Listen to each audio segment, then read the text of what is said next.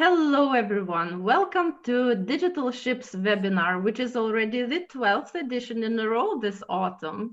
Today we are exploring everything about connecting to cloud software services from the ship. Our guest speakers today are Andreas Polidis, Fredrik Hofgren, and Mike McNally.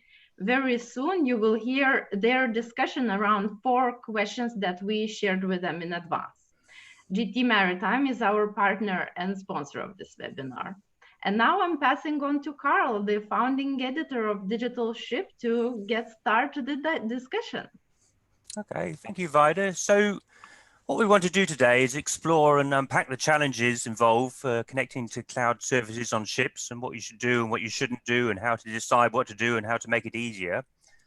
So the problem that seems to be emerging is one of expectations. So a lot of people, not just the IT department, senior managers and everyone now understand that most ships have got broadband connections and VSAT, but they don't really understand that broadband on a ship means something very different to broadband in your home, in your office. So what we're hearing about, there's company CEOs who want to have video conferences with their ships on Microsoft Teams.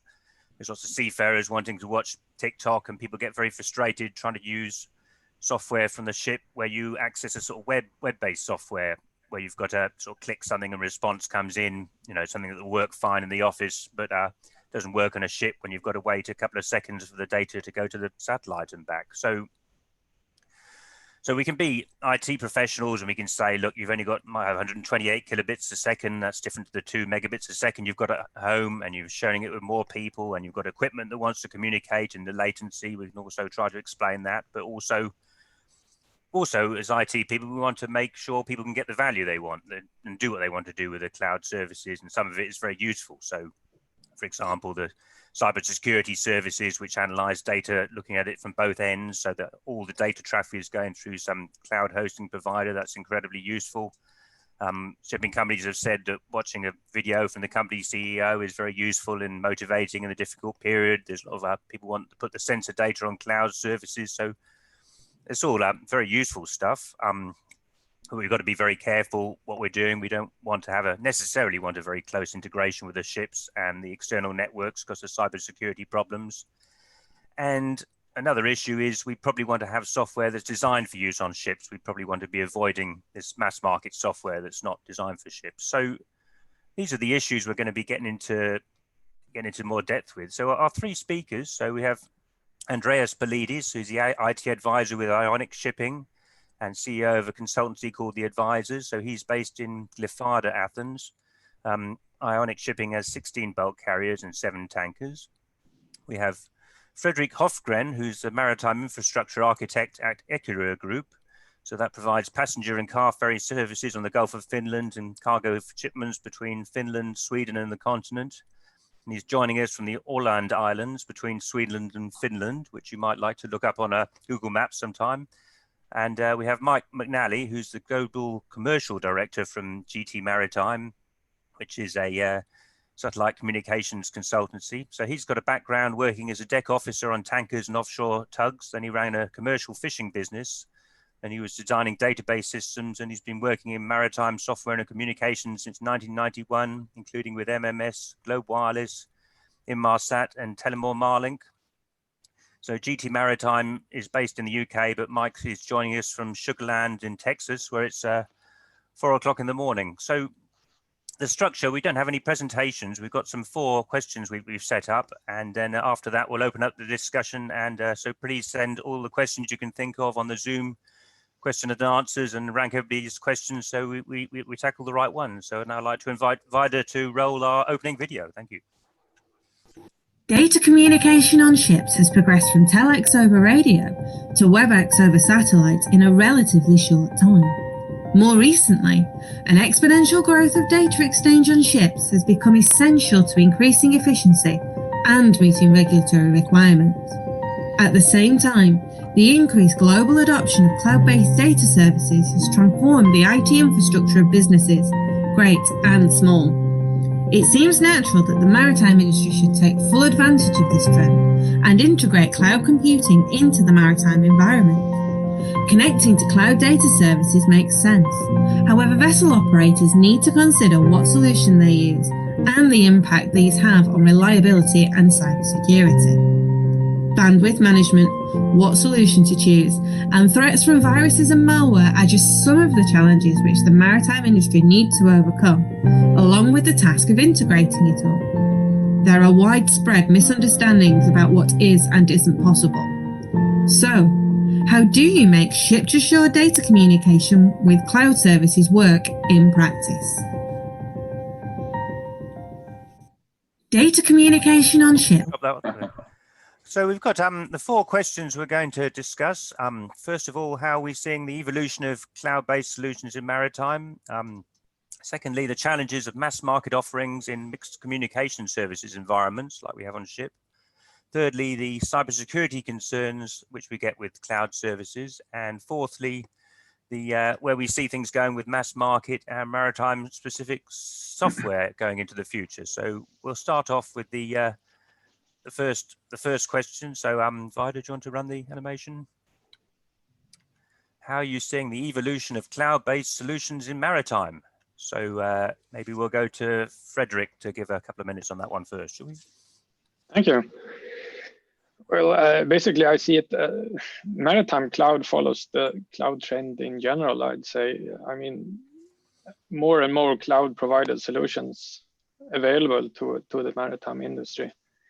And especially when you think about the cybersecurity, my personal view is that you need cloud integration somehow to achieve success, because I mean the age of the signature-based security has sort of passed, and the only way to be really secure is to have some sort of security intelligence built into your systems, and the only way to get that is to connect to cloud somehow, at least to gather telemetry.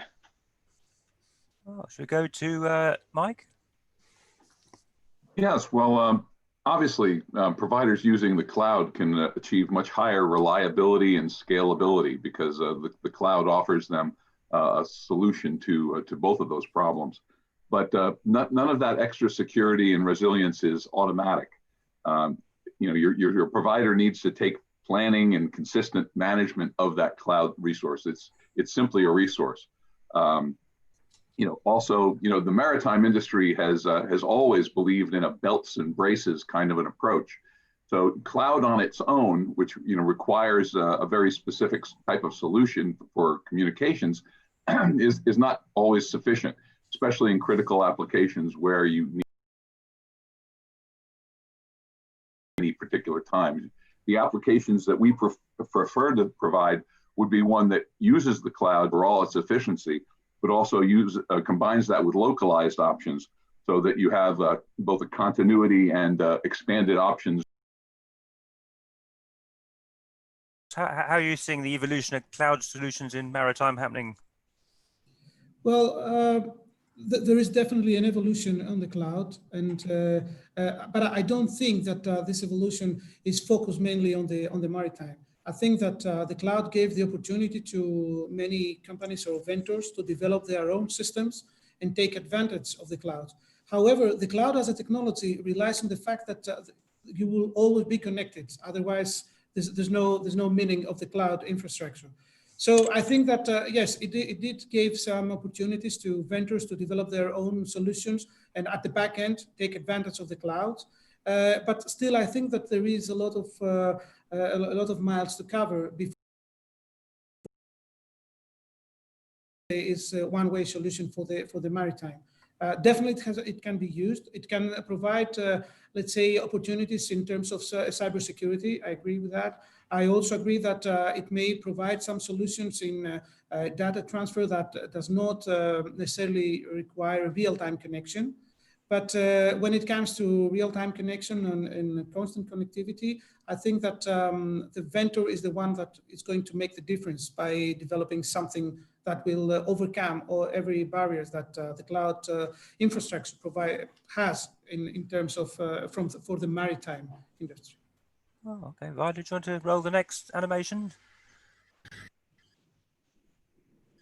So the next question, what challenges do mass market offerings have in mixed communication service environments? And maybe we'll start with Mike this time, shall we? Sure. The support of mass market products on ships is clear. I mean, there's mass market products for most of the things that we do in an office that are the same on a ship. It would make no sense at all to invent a new one for the shipping industry. I think one of the most important things we need to understand is, when it's necessary, do these providers understand the requirements of the maritime industry? Off-the-shelf applications, can work in a mixed connectivity environment, but an integrator who understands the maritime is often necessary to pull the two together and make sure that those mass market items are going to perform as you need them to in that environment. One of the things that with GT Maritime is that we've produced a product called the FastNet platform, which is particularly that's its interest, is to provide a link between mass market solutions and what's necessary in the maritime, bring those two together. So I think that on their own, mass market products have their place, but let's be sure that they're well supported. Oh, Andreas, do you want to take that one about where you see mass market products? Yes. I think my answer will be more or less a continuation of my previous answer, saying that, well, the mass market cloud providers allow me to say that I don't think that they're very interested in the maritime industry. It's a very small market comparing to all the other industries. Of course, when we talk about maritime industry, we need to separate the vessels from the headquarters. Headquarters is a typical office that can take advantage of any solution like any other business company. But when it comes to the vessels, which this is a very small market for the mass market providers to invest and create customized solutions. So I don't think they're going to be focused on that. What is going to make the difference is, as Mike said, that the smaller vendors, that they're going to take advantage of the cloud solution and create the middleware that is going to fill the gaps between the cloud service and the vessel. And I think there is an opportunity there. Of course, I believe that many companies rush to get out in the market with products that are not fully tested or doesn't necessarily fill all the gaps. But I'm sure that there is going to be an evolution in this area. I mean, to the smaller vendors that are going to take advantage of the cloud solutions and provide service to the vessels. But I don't believe that the mass market providers are going to make any shift to their course and focus on the vessels. Oh, and I can already see we've got a question from John Joyce asking about Microsoft Teams. So that's something we thought might come up. We'll get into that after these sort of planned questions. Fredrik, do you want to share your views on the challenges of mass market offerings in maritime? Yeah, I agree with Andreas, and I'm maybe a bit more pessimistic. I mean, if I got a penny for every time I had to tell a provider, no, we don't have 10 megabits, I'll be a rich man. I mean, most mass market providers, they don't understand, or they're at best not adapted to low bandwidth environments, and that's a challenge. And we mustn't forget all these hidden cloud integrations. Like if you do a standard installation of a Windows 10, it wants to call home with a lot of data, and so it might not even be a conscious decision to move into a cloud provider. It might be something that's operating in the back end that needs to be handled somehow. Yeah, I often wonder why nearly every software takes all the available bandwidth and processing power the computer has, and that did that in 1996, and it does that now, even though it seems like programmers really hate sort of tidying up software so it uses less power. But we'll go on to the next question, if Vida, you want to run the animation. So, what cybersecurity concerns do cloud services pose as we get more digitalization in maritime? So we'll start with Andreas this time, shall we? Do you think there's a cybersecurity concerns with using more cloud, or maybe cloud helps with cybersecurity? Well, definitely it helps. First of all, I would like to state that from my perspective, I believe that cybersecurity is similar for any kind of business, whether it is on board or it is in the headquarters. I mean, since we have technology on board, we definitely need to be aware that we have to take care of the cybersecurity.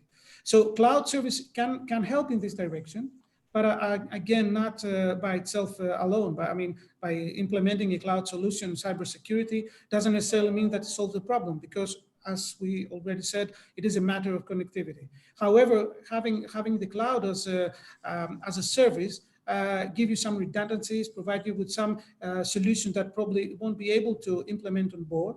So yes, I do believe that cloud could help in this direction, but it's not the only solution. I mean, I don't think that we should rely only on the cloud service to cover the cybersecurity. Cybersecurity is a very big issue, and I believe that it's not only a matter of technology, it is a matter of processes, it is a matter of policies. A lot of things should be implemented all together along with the cloud services in order to say, yes, that we have a cybersecurity awareness and let's say safety, if I can say that, on board. Well, we've got a question with 2 upvotes asking about Starlink. So Elon Musk coming into the conversations. That's another thing to start thinking about. But yeah, so if we go to Fredrik, so yeah, we're talking about the cybersecurity concerns of cloud services. Do you want to share your thoughts on that? Yes, thank you. Basically, I see no difference between on-prem or in the cloud data. I mean, you should put the same requirements on the cloud provider as you do on the data you store on premise or on board, if you like. And it all depends on what sort of data it is. If it's something that falls under GDPR or that needs to be handled by the new IMO resolution. But I agree with Andreas. From what I've seen so far, most cloud providers, especially the big ones, often provide a lot of really good tools with their suite that aids you in at least staying on top of what's going on cybersecurity wise in your organization. So there's an upside. Oh, Mike, want to talk about where you see cybersecurity challenges? Your sound gone again. Yeah, I mean, you know, all of GT's products are delivered from the cloud, and the cloud infrastructure is very secure. You know, we're using AWS, but any of the major cloud providers, you know, have a very high degree of security. What becomes important is that your application provider carries that security forward into the vulnerable areas of the interfaces with the communications, and the most vulnerable aspect, of course, which is always human interaction. You know, and that's where the security never changes. It's going to be the same whether it's cloud or anything else, as both Andreas and Fredrik have commented.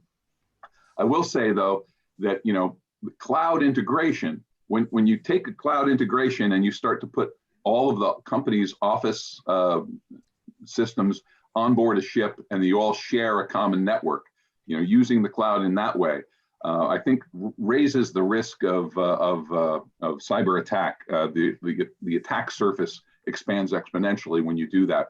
And so I think that most customers, again, with the belts and braces kind of an approach, are separating those two for very good reason. Oh, okay. So Vida, do you want to run the last question animation? So how do you see mass market and maritime specific solutions integrating in the future? So perhaps we'll start with Fredrik again, shall we, for that one? Thank you. Well, I'm a bit cynical. I don't see that mass market offerings in the cloud environment being adapted to our environment anytime soon. I think they will evolve into different directions. I mean, there will be dedicated maritime solutions that are built with low bandwidth in consideration from the start, and there will be the mass market offerings that are built for the mass market, which probably has a high bandwidth. And I think maritime will remain a specific niche for a foreseeable time. Yeah, Mike, what are your thoughts on that? Well, you know, I think it's the responsibility of the maritime application provider to address this integration. You know, mass market products have great value. I can recall back in earlier days and earlier lives in the maritime industry, you know, I was with a company, Marine Management Systems, and we had what we thought was a great tool for maintenance and inventory control. And along came Maximo from IBM. And guess what? Nobody thought that could work. Well, it works. Maximo works, okay? So, you know, there are great solutions out there, and maritime deserves those solutions. So Our interest as an application, software application provider, is to bring those together where we can. You know, our email solution integrates with Office 365. It allows company domains to work together. That's our job. Our job is to integrate the best from the shore with what's necessary on the ship. And, you know, that's, you know, I think it's inevitable that, you know, more of these solutions will find their way to ships. Well, Andreas, are you using any mass market software in your ships? Or? Well, we do, but what I would like to say is that I don't think that there will be a focus from the mass market leaders on the maritime. But what I see is that other vendors to take advantage, as I said before. I think that the point here is that, as Mike very well stated, that we need to integrate and find this, let's say, the connection between the mass market solutions and the benefits that the maritime can get. He stated very well that maritime deserve that, and I strongly believe that. But from the maritime perspective, I think we need to find the way to do that. And for instance, and I think this also answers one of the questions I saw regarding Microsoft Teams. Yes, we can use Microsoft Teams, but Microsoft Teams is not a business critical application for the vessel to run. We can schedule a crew, let's say, appraisal that can take place when the vessel is on port.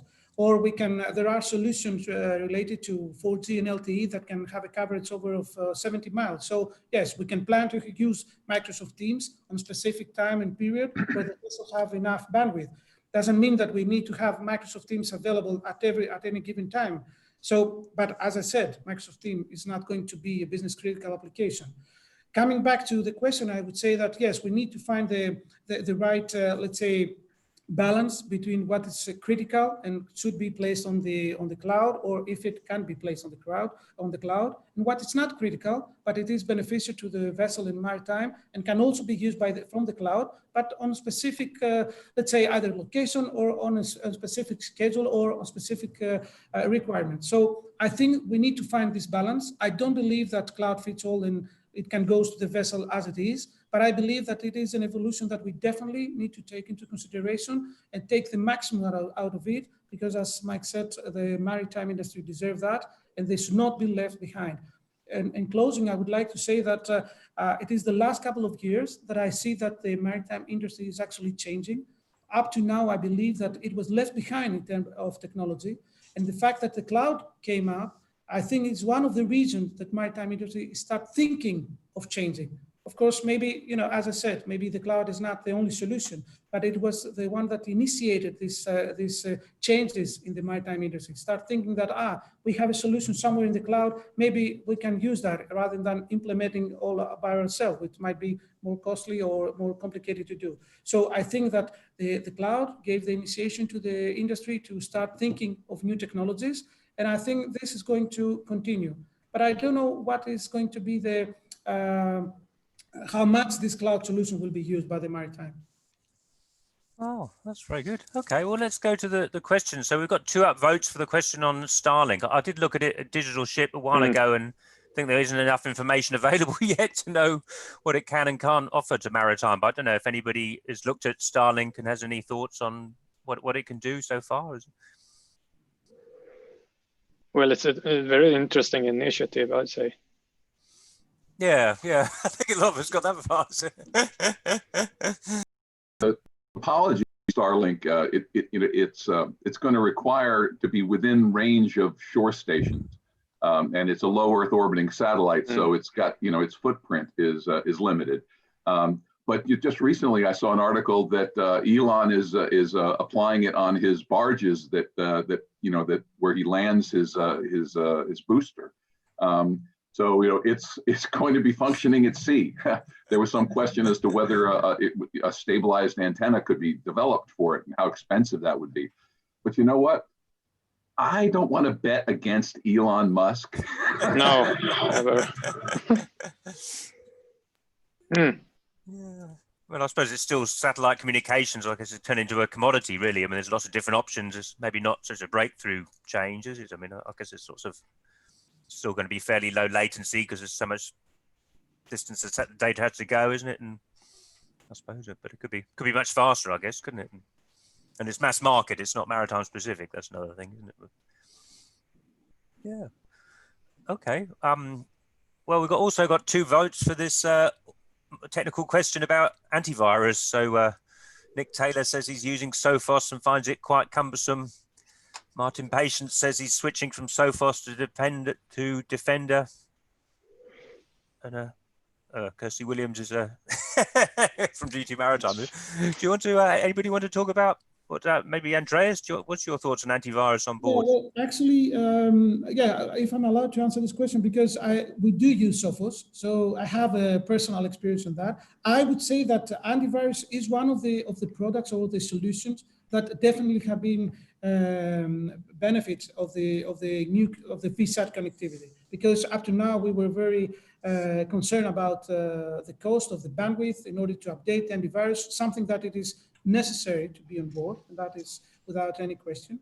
So I believe that the VSAT gave the boost on this on the antivirus, and allows actually to use any kind of antivirus you want, because you don't have a limitation on bandwidth. You can update the antivirus anytime you want. So then it's up to any IT any IT specialist to decide which is best for their systems. Some are more heavier, but they do more things. Some other they are lighter, but they're more flexible, but maybe they don't cover everything. We may need to explore other. Actually, I wouldn't say that we should be focused on antivirus. We should be focused on endpoint protection, because antivirus is still limited right now for the cyber threats running around out there. So I would look for something more sophisticated with EDR mechanism or APT, whatever. Anyway, I don't think there is any limitation now. It's just a matter of choosing which is best for your infrastructure. There's no need to focus on a specific product, because everything can fit under the VSAT connectivity. What about Microsoft's own one under Windows 10 with the Defender? That's what a lot of people use. Actually, Microsoft, for those that are not aware, is on top of the list in terms of endpoint protection for quite many years now. Couple of years, whatever. But it is the leader. It is the leader. It's not a very cheap product comparing to the others. It's more expensive, but it does a lot of things, and you get a very good security with this one. Yeah, Fredrik, do you want to say your thoughts on what antivirus system you like? Yeah, I agree with Andreas. I mean, the change in bandwidth availability has really been a game changer for us, and made it possible for me to choose wider among the antivirus providers. But I agree. You have to look at something that does more than just signature-based malware inspection. You have to look into something that does at least some sort of, what do you call it, next generation inspection with behavioral monitoring and real-time file inspection, and you need some cloud intelligence for that to work in as intended. So both the cloud intelligence system and something actually on the PCs themselves. I guess both 2 layers of cybersecurity, isn't it? Yeah, I mean, in an extreme sense, the antivirus client you have on your PC is just a looking glass or an enabler for a cloud environment where all the processing is going on. Yeah. Mike, any thoughts on antivirus on ships? Well, I guess I have a jaded view. GT Maritime has sold an awful lot of maritime-specific antivirus solutions. The Sentinel series, GT Sentinel, it's coming up on its 3rd generation. We always have to be concerned with our customers' least common denominator. Most fleets out there today are moving towards faster connections, better bandwidth. Not always is that bandwidth always available. However, cybersecurity is always a threat. So, if you need to have a cybersecurity solution that fits at the least common denominator, and so has to be able to operate in a way where a weekly update is the most that they can accept, and that gives them everything that they need. At the same time, as Sentinel does, it can be switched on for every time there's an update that comes out of the ESET platform that we base ours on. Again, basing a maritime solution on the best technology ashore. That's the integrator's responsibility, and that's what we do. So if you have a VSAT connection, you get a connection every time there's an update, you can have it go out to the ships, all your systems get updated. Let's keep this in mind as well. It has to be simple. It has to be something that works in the background without anybody having to worry about it. And if it fails, it needs to flag that it's failed so that you can pay your attention to that. And so I think that's the integrator's responsibility. Yeah, okay. Well, I guess we can get on to Microsoft Teams. So there's a lot of comments here. I'm quite intrigued by Stuart McKenzie saying it works, but the latency needs to be good, because I thought the latency depends on the satellite system you're using. It's not something you can control, but there's a lot of comments in there. I mean, I'm surprised you need a. So Martin Patience says he's using it just with audio, and he has 2 megabits a second. So I think an audio file is just 50 kilobits a second, or even less, I think. So that's a lot of bandwidth just for an audio file. I don't know where to start. Does anybody want to throw in their thoughts? Maybe Andreas, do you want to start on Microsoft Teams on board? Well, as I said, currently we have used it quite a few times in order to for auditing and some other issues. So it worked fine.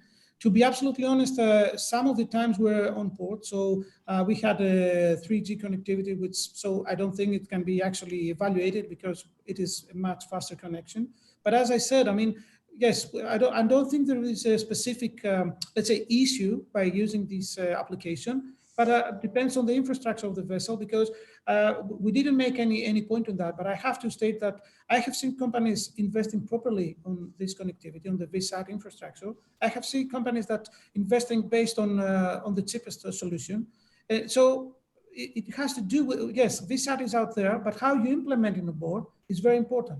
I have seen installation that, yes, they have the best equipment, but it has not been, the antenna has not been properly installed, and it has so many block points that actually half of the day is out of connection. So this is not a problem of the VSAT, but a problem of the installation. So yes, we could evaluate Microsoft Teams or any other application, but yes, before that, we need to take for guarantee that the infrastructure, the installation, everything is properly installed, and we have the best performance of the solution. And then, yes, we can go and evaluate Microsoft Teams or Antivirus or any other solution. From my perspective, just to cut a long story short, is that I believe that Microsoft can be used, depends on the infrastructure, as I said. And in some cases, I don't think it is a business critical application. Otherwise, because if we stick just with the audio, just give them a call, I don't need to use the Microsoft Teams. So Microsoft Teams has a meaning as long as you have video.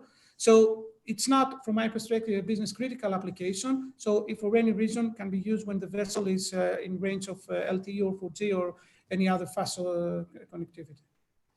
Is there 2 separate components? So one is when you're on the Microsoft Teams website with a lot of clicking and files coming up, which I guess wouldn't work very well on ships. And then there's also the actual video itself, which maybe could work very well, but they're very, very different from a sort of satcoms perspective, aren't they? I would have thought.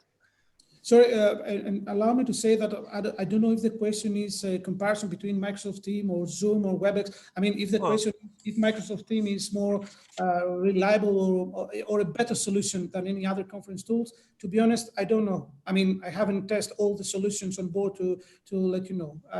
I'm just clarifying that in case the question is in a comparison between solution rather than specific Microsoft Teams. Yeah, I mean, I'm guessing they're all fairly similar. I mean, the question is whether you can do it or not, I suppose, is more the question, isn't it? Yeah, I think you can, based on the baseline I just described.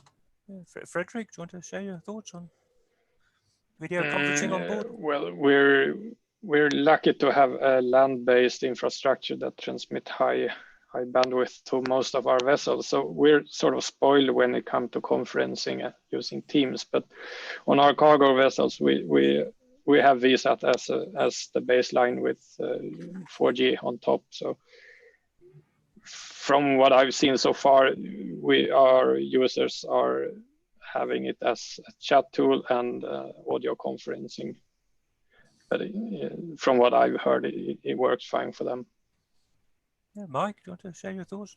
Well, yeah, our company has been living on Teams, right, since March of this year. And I think I can't imagine anyone else has different experience than we do, is that it slows down everything else you try to do on the net at the same time. So if you have a limit, I have some ridiculous amount of bandwidth here. And still, Microsoft Teams seems to suck it all up. I would say this is another place where an integrator, a maritime integrator with our needs in our industry in mind, could select a branded product like Teams or Zoom or whatever, which one you pick one that can be configured for how much bandwidth it actually uses, so that you can actually dial it into the requirements of the vessels you're dealing with.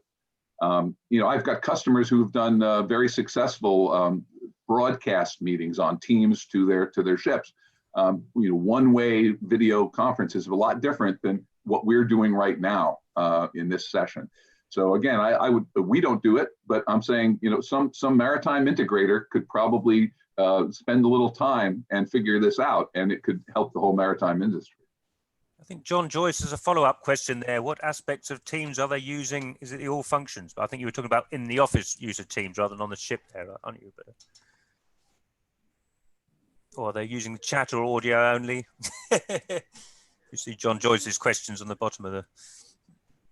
I mean, on our part, we use the whole set from video conferencing down to person-to-person chat calls and multi-tier chat calls, and we use it for simple chat messages. So we use it basically from top to bottom. Yeah. Does Skype have better tools to manage the bandwidth? I think I've seen it on Skype where it says you've got low bandwidth connection because it was kind of older software designed for use when people didn't have that fast bandwidth. I don't know if Skype is a better tool to use. That's not Microsoft. Yeah, I think Teams is the evolution of Skype, isn't it? Right, I can't remember. Yeah. It's evolution for use in offices, not on a. Yeah. Should we get on to Stuart McKenzie's question about bandwidth management? So I've seen sort of tools where you can sort of show what bandwidth you're using and how you're using it for. Does anybody like to, any ideas I'd like to share on bandwidth management tools? Is there such a thing available?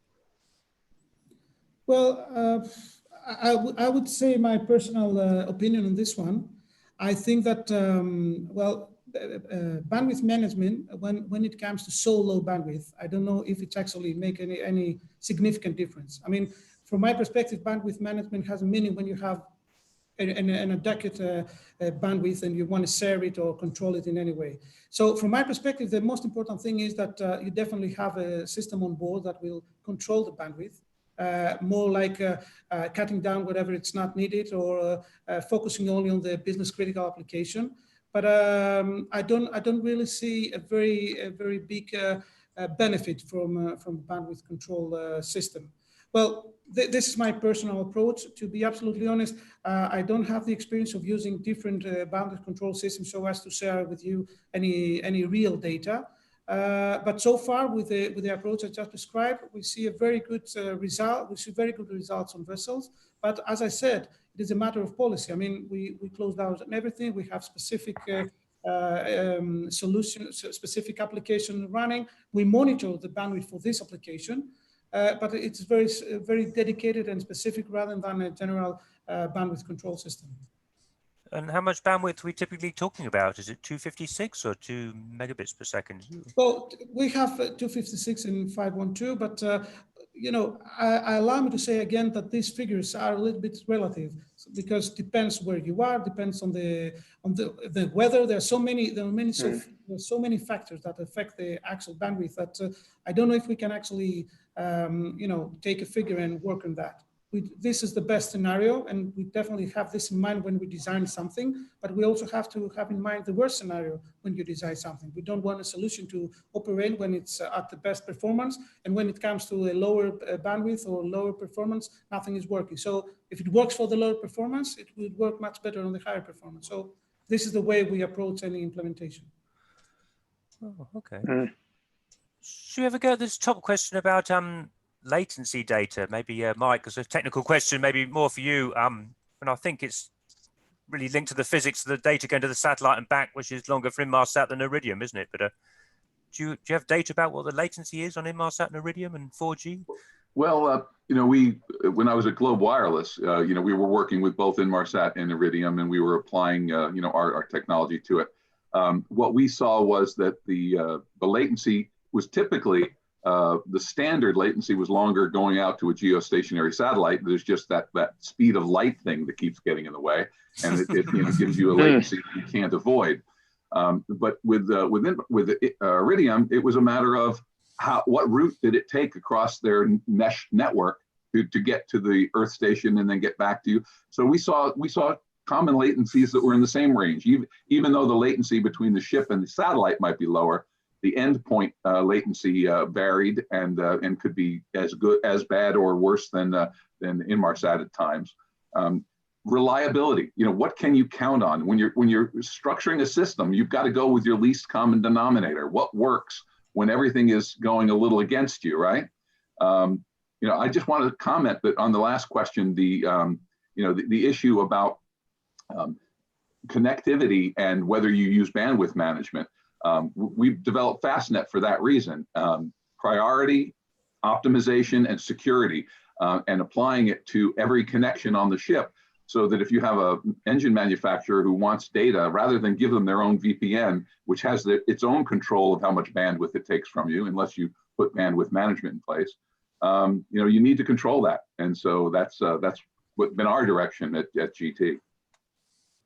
Oh, Fredrik, we haven't heard from you for a few minutes. Is anything else to say? Yeah, I can add to something about the bandwidth management, because that's a lot of what I spend my time on. I'm actually researching this SD-WAN track that has been building momentum over the last few years. I mean, it aims to be something to replace MPLS or leased lines and replace them with internet connectivity for the land office infrastructure. But I'm curious how this would work in the maritime industry, and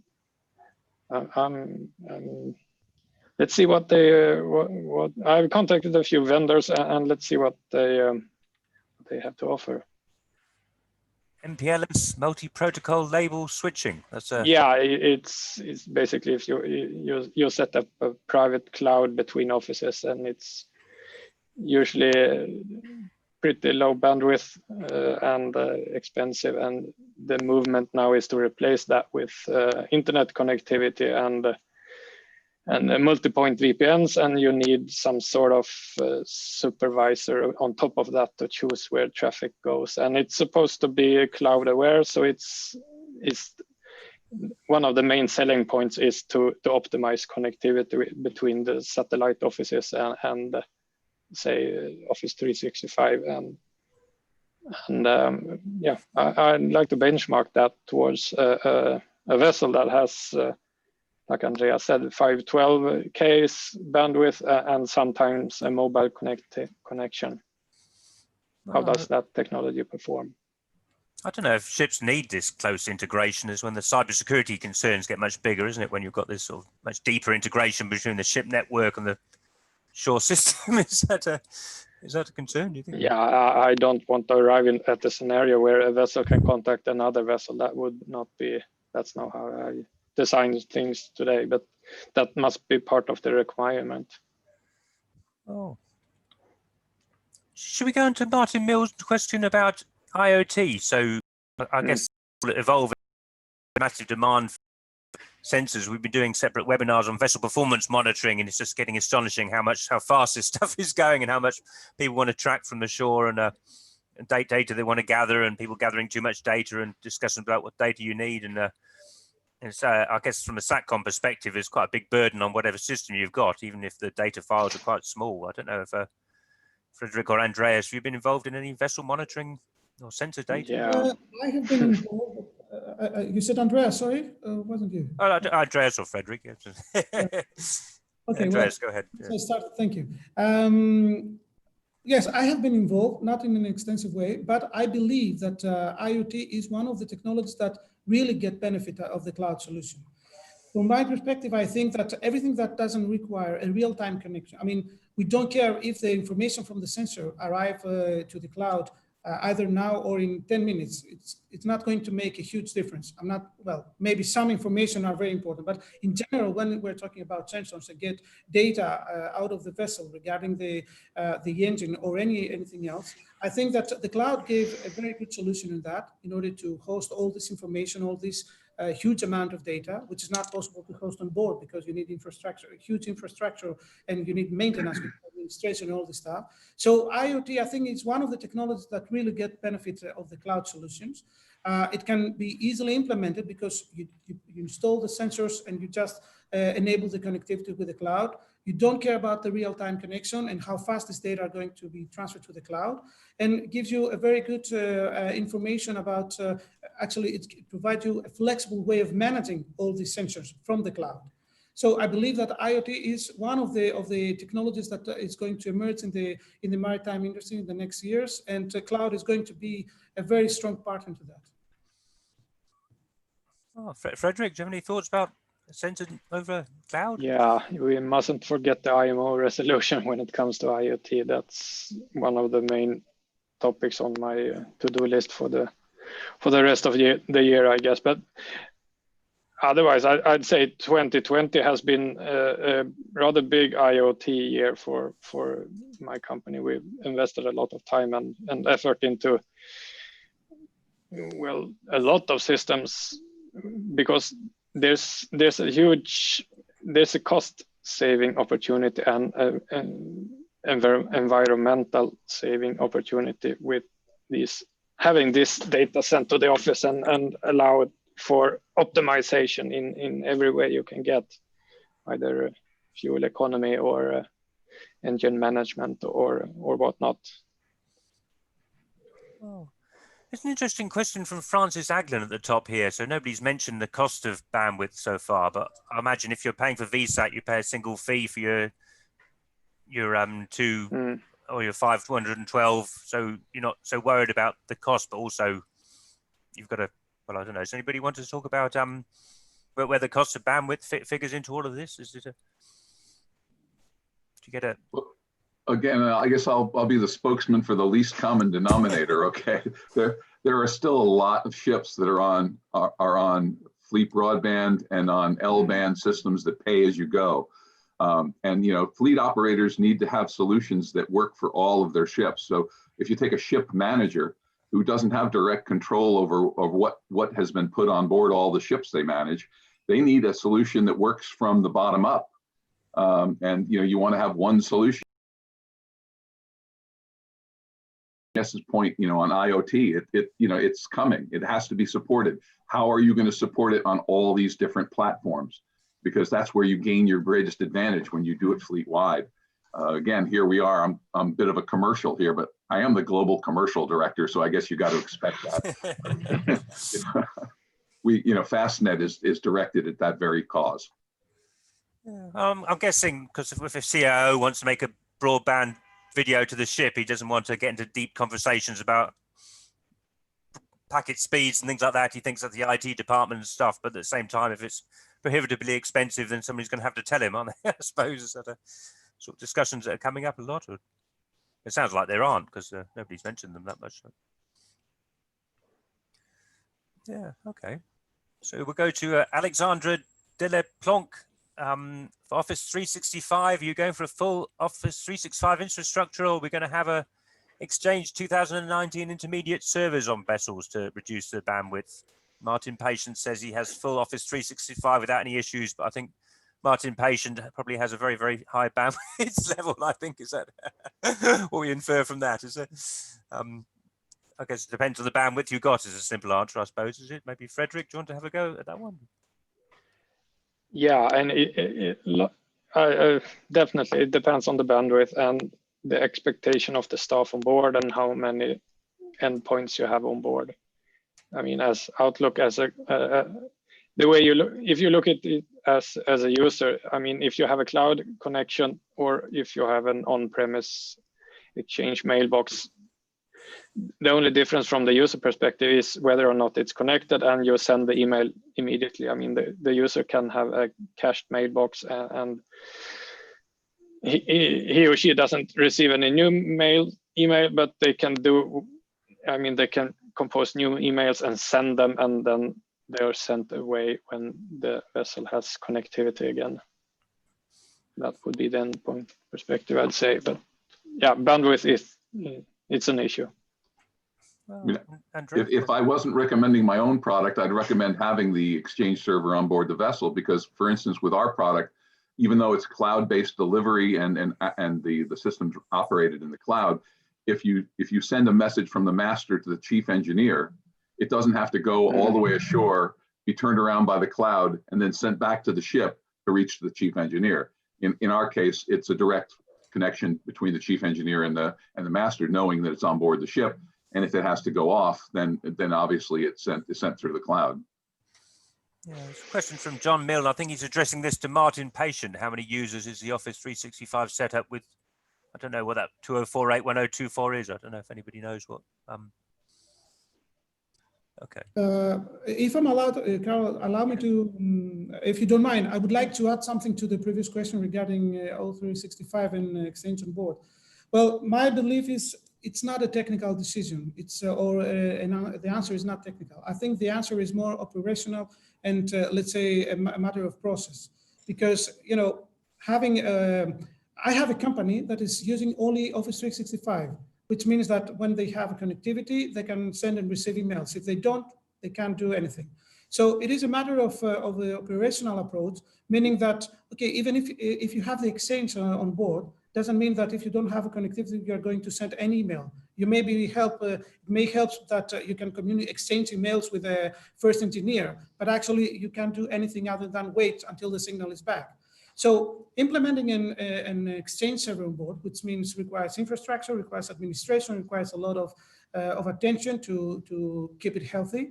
I don't know if this justifies the need of exchanging with you emails. Of course, someone else would claim, yes, but I can go back and spend times looking previous emails and be more efficient rather than waiting for the signal to get back and then hurry up to find whatever I need. Yes, but again, I will have to state that we're not talking about a situation that you have a signal every 2 hours for 10 minutes and then it's gone. We're talking about a solution that you do have a signal and may be lost for a couple of minutes or a couple of hours, and this is not going to be a constant situation. So assuming that you relatively have an internet connection, low bandwidth, whatever, so implementing an Exchange board, I think it is a tough decision before you make it, because it is a solution that requires a lot of administration. And allow me to say that, as Mike said, that is the reason that some of the vendors like GT Maritime have a room to provide their own solution. A much lighter solution that can be implemented on board, give all the benefits of an Exchange server, having access to the previous mail, exchange emails with the first engineer without having a connection. So this is justifies what I have said so far, that yes, cloud is there. It's not a one-way solution, but yes, you may find some other vendors that have filled the gap between the lack of connectivity and implementing a huge infrastructure on board. So it is a matter of a more strategic approach on how you want to run your vessel, rather than whether you choose Office 365 or Exchange on board. Well, there's a question from Alexandra, which I deleted by accident. He's saying, if ST is not there, no way to make mails. I'm not sure what ST is. Does anybody know what ST is? Maybe he missed a VSAT. Oh, right. Very, very good. Good interpretation. Yeah, okay. Okay, well, we've got one update, another question on Starlink. Will the introduction of Starlink help reduce the average price on maritime bandwidth? So I guess it's a competitor to Inmarsat now. I suppose for the information we got, I would guess the answer is it could well do, but I don't know if anybody wants to share any thoughts on that one. This is Stein Knudsen's question at the top here. Look at the bandwidth increase in maritime. I mean, we don't have to go very far back to see a time when 1024, 1 megabit was a lot. Okay, now 1 megabit is nothing. And the maritime satellite community has adapted. HTS, came out of a response, probably a response to Inmarsat's Ka-band Global Express, Fleet Express service, which I was a bit involved in. So, I mean, we will, the maritime providers will respond. Starlink is got a limit to the area it'll be able to cover, but I believe it will become a factor in coastal communications for sure. Oh, that sounds great. I think we've kind of covered the other three, but we're coming to the last 5 minutes, so maybe we'll have some closing words for a minute from each of you, and then leave to Vida to wrap up. I think what we're showing here is how difficult all this stuff is, how it's not clear what the directions are, and every ship is different, the products are different, so it's very, very complicated. There's a lot of knowledge that people need to absorb to do this. That's kind of my summary. Perhaps we'll go Andreas, Mike, and then Fredrik, if you want to give us sort of closing thoughts. You want to, Andreas? Do you have? Yes. Well, summarizing, I would say that focusing on the topics of this webinar about the cloud solution, I would say that they're not right answers on this one. I believe that cloud is there. It's going to help maritime industry. That is without any doubt. But definitely, it's not in one way through. I mean, every company needs to evaluate that, needs to evaluate their process, the way they want to run their vessels, what are the money they want to spend or the budget regarding the infrastructure they want to invest on board.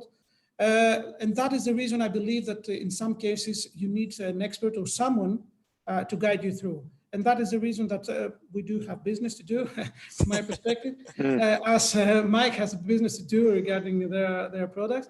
But I believe that going to cloud is a very strategic decision that you have to take very serious before you make any move and evaluate all the parameters. Yes, cloud is a very good solution, but in order for this to be beneficial for the company, you have to take into consideration other factors as well, on the infrastructure on board and how you, as I said, how you want to run your vessel.